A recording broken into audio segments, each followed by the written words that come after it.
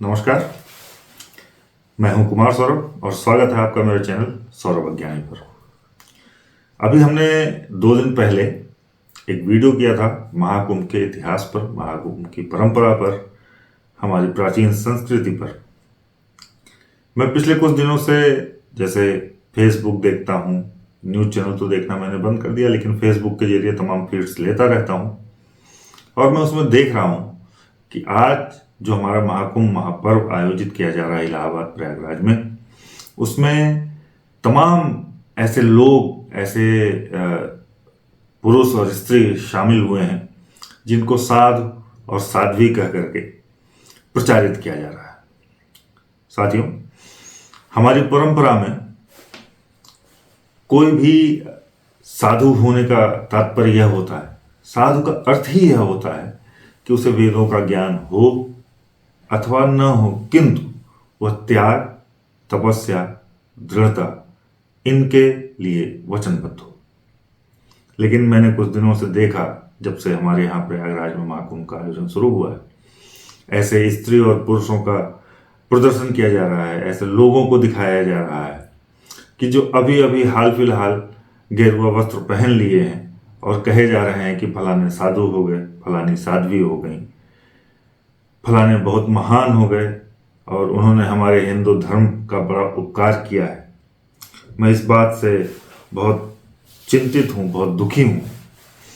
अभी एक वीडियो देख रहा था, एक न्यूज़ चैनल पर कहीं सुन रहा था मैं, जिसमें कुछ ऐसा बताया जा रहा था कि एप्पल के जो फाउंडर रहे स्टीव जॉब्स, उनकी पत्नी इस महाकुंभ में आई हुई हैं और उन्होंने दीक्षा ली या स्नान का संकल्प लिया और ऐसा करके उन्होंने हिंदू धर्म के ऊपर बड़ा उपकार किया। ऐसा कोई न्यूज़ चैनल बता रहा था, जिसे देखकर मुझे बहुत ही बुरा लगा, क्योंकि हिंदू धर्म किसी के उपकार का भूखा नहीं है।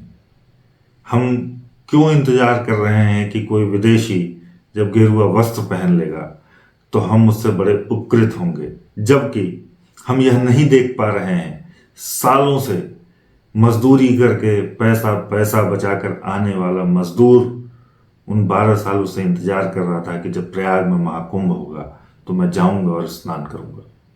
क्या वो हमारे हीरो नहीं? क्या हमें उन पर बात नहीं करनी चाहिए? क्यों हमारे हीरो और हमारे नायक नायिका ये विदेशी लोग बने हुए हैं? क्यों हमारे नायक नायिका ऐसे लोग नहीं हैं जो अपने धर्म को, अपनी मान्यताओं को, अपनी संस्कृति को ऐसे लेकर के चल रहे हैं कि वो सब कुछ त्याग करके भी इसे लेकर के साथ में चलना चाहते हैं? हम करोड़पति, अरबपति लोगों की बात नहीं कर सकते, क्योंकि यह धर्म, यह मान्यता शुरुआत से धन से तो कभी जुड़ी ही नहीं रही है। यह सिर्फ और सिर्फ आत्मिक प्रेम, आत्मिक संबंध, ईश्वर और आत्मा के संबंध पर जुड़ा हुआ धर्म है। तो हम क्यों इस चीज के लिए परेशान हैं कि कोई विदेशी जब गेरुआ वस्त्र पहनेगा तभी हम बहुत उपकृत होंगे और तभी हमारे धर्म की बड़ी महानता होगी। अभी मैंने एक वीडियो देखा कुछ दिन पहले कि एक आईआईटीएन कोई व्यक्ति हैं और वो उनके इंटरव्यू बहुत सारे देखा और बहुत सारे सुना, और ऐसा बताया जा रहा है बार बार कि कोई आईआईटीएन जो है वो साधु हो गया और वो बहुत करोड़ों की सैलरी छोड़ करके आया और साधु हो गया। तो मैं एक बात आप सभी से पूछना चाहता हूं कि क्या आध्यात्मिकता के उस उच्चतम स्तर पर पहुंचा हुआ कोई भी व्यक्ति, क्या उसका बौद्धिक स्तर आईआईटी के किसी व्यक्ति से कम रहा? क्या आपने कृष्ण को नहीं पढ़ा? क्या आपने बुद्ध को नहीं पढ़ा? क्या आपने महावीर को नहीं पढ़ा? मैं यहां कुछ ऐसे लोगों का भी नाम बताना चाहूंगा कि जिन्होंने स्कूल, विद्यालय, कॉलेज इनका मुंह भी नहीं देखा, लेकिन उनके आध्यात्मिकता का स्तर इतना ऊंचा था कि वो कई सारे आईआईटीएंस से ऊपर थे, जैसे कबीर, जैसे नानक, जैसे मीरा। हम क्यों इतने मुग्ध हो जाते हैं? क्यों हम इतना हल्का आंकते हैं हिंदू धर्म को? यह मेरे लिए बहुत ही आश्चर्यजनक प्रश्न है। शायद कहीं इसमें एक ऐसी भी बात है कि हम अपने प्राचीन ग्रंथों से, अपने लोगों से, अपने पुरखों से हम दूर होते चले जा रहे हैं। हम उनको जान नहीं रहे हैं, हम उनको समझ नहीं रहे हैं, हम उनको पढ़ नहीं रहे हैं। आप सोचिए कि हमारे एक आदर्श पुरुष हुए जिन्हें हम ईश्वर मानते हैं, जो हमारे ईश्वर हैं, भगवान श्री कृष्ण, जिन्होंने हजारों साल पहले गीता का उपदेश कुरुक्षेत्र के युद्ध मैदान में अपने शिष्य अर्जुन, जिसके वो सारथी थे, उसे दिया।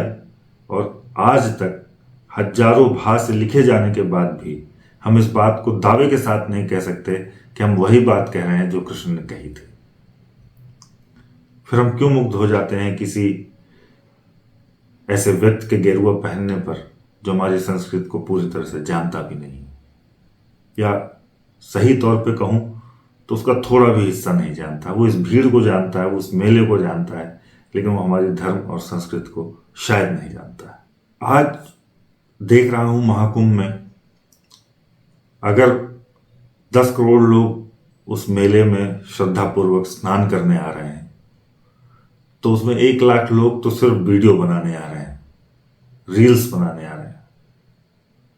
आप सबसे अनुरोध है, आध्यात्मिकता का मजाक मत बनाइए। वह आत्मा का परमात्मा से संबंध है।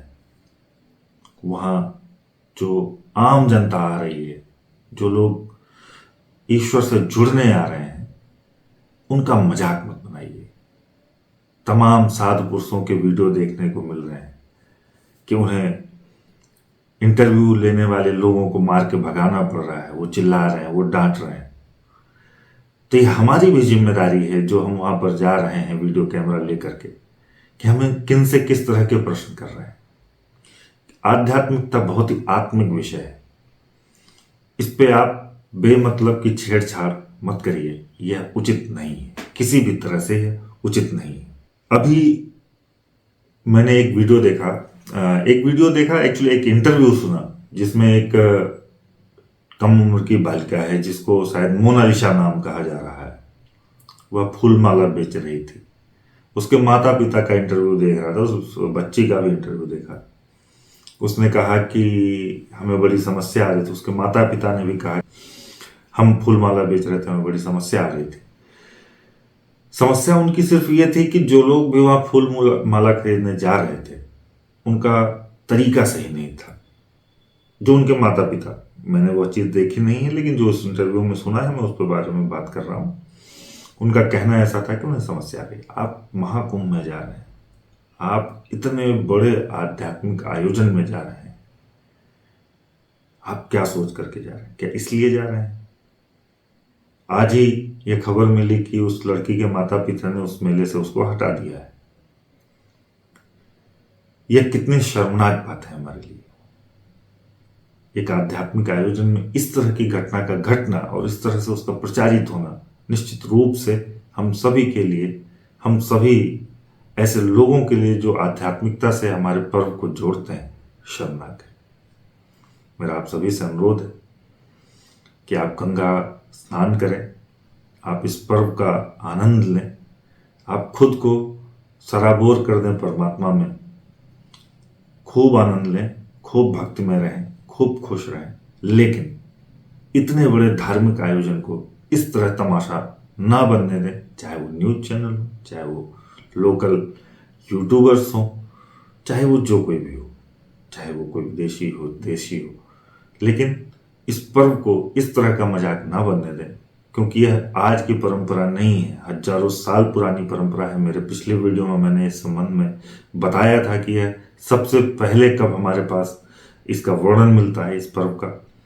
तो यह कोई आज की परंपरा नहीं है, बहुत पुरानी परंपरा है। आप सभी से अनुरोध है कि इस तरह से इसका मजाक न बनने दें, इसको खूब खूब आनंद लें, खूब आध्यात्मिक रस में डूबें और भगवत भक्ति का आनंद लें। धन्यवाद।